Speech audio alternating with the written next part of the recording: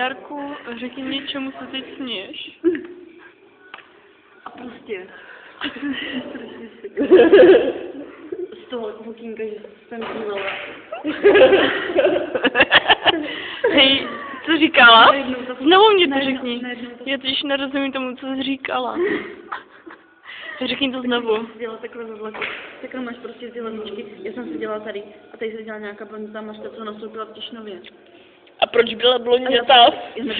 já jsem měla prostě Proč byla blondětá? Protože obarvená. A jo.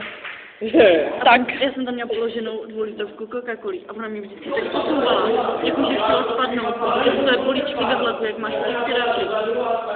Tak se mi vždycky tak posouvala, pěkně.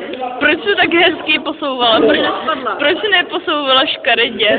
Já jsem šikovná, Ahoj Jarku. já jsem šikovná. Jarku, jak se máš? Já se mám krásně, vidíš to pivo. Jarku, ty máš prdel v parku. Žeru kus škvarku. Doma na polce.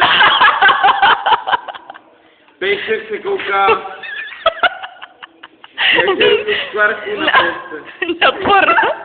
Porno, no, tak jede na porno v té televizi, no. Tak jako...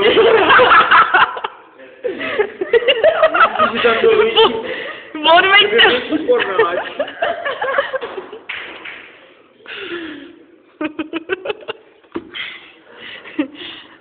Ahoj Jani. Já jsem jí to nedořekla, můžu ti to říct? Počkej.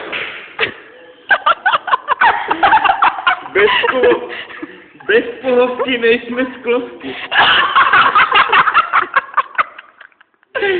Díváme se na pohovky, když je kupujeme v IKEA.